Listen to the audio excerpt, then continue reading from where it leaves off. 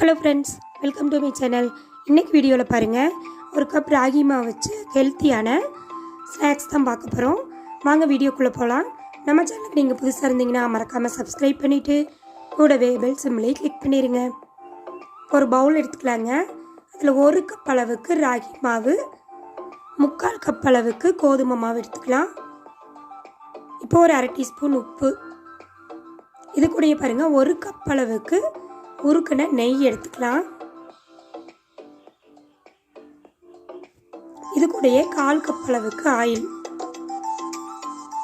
நீங்கள் 1.25 கப்பு கூட நெய் எடுத்துக்கலாம், இல்லை 1.25 கப்பு ஆயில் மட்டுமே எடுத்துக்கலாம். ஆனால் நெய் சேர்க்கும் போது தான் இது டேஸ்ட் சூப்பராக இருக்கும்.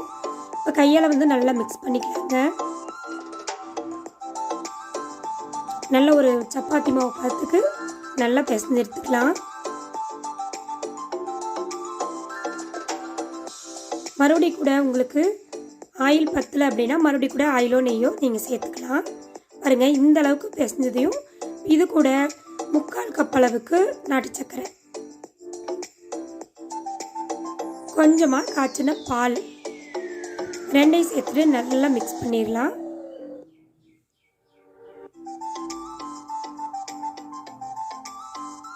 பாருங்கள், இது போல் நல்லா கலந்து விட்டுருங்க.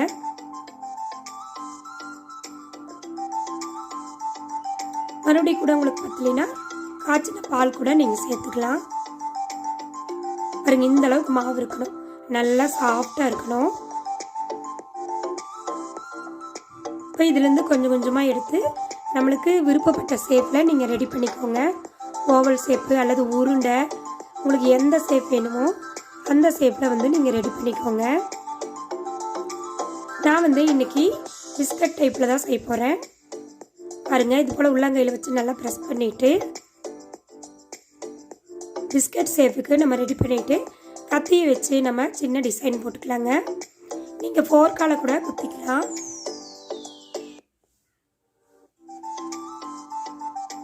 இது போல் மிச்சம் இருக்கிற எல்லா மாவுலையுமே நான் ரெடி பண்ணிவிட்டு ஒரு தட்டுக்கு மாற்றி வச்சுருக்குறேங்க.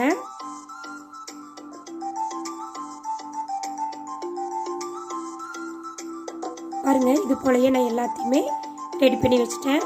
நீங்கள் இதை அவனில் வச்சிங்கன்னா நல்லா நம்மளுக்கு மொறு ராகி பிஸ்கெட் ஆயிரும்.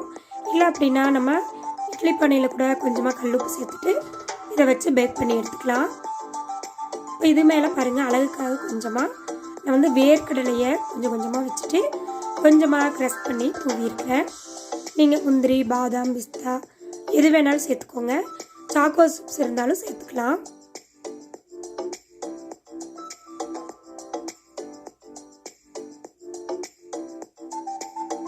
பாருங்க, நான் இது போல் எல்லாத்தையுமே ரெடி பண்ணிடுறேன்.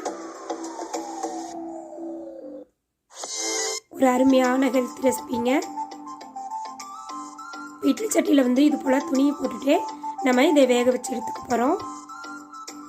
ஸ்கூல் விட்டு வர்ற கிட்ஸுக்கெல்லாம் பார்த்தீங்கன்னா ஒரு ஹெல்த்தியான ஸ்நாக்ஸு டிஃப்ரெண்ட்டாக செஞ்சு கொடுத்தீங்கன்னா ரொம்பவே விரும்பி சாப்பிடுவாங்க. ஒரு 20 நிமிஷம் நீங்கள் ஆவியில் வேக வச்சா போதும், சூப்பராக நம்மளுக்கு வெந்து வந்துடும்.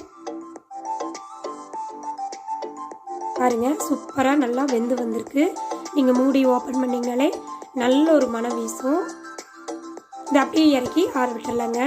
பாருங்கள், நான் கட் பண்ணி காட்டுறேன் எவ்வளோ சூப்பராக உள்ளே எல்லாம் நல்லா வெந்து வந்திருக்கு. ஃப்ரெண்ட்ஸ், இந்த வீடியோ பிடிச்சிருந்தா சேனலை மறக்காமல் சப்ஸ்கிரைப் பண்ணி சப்போர்ட் பண்ணுங்கள். ரெசிபி ட்ரை பண்ணி பாருங்கள். தேங்க்யூ.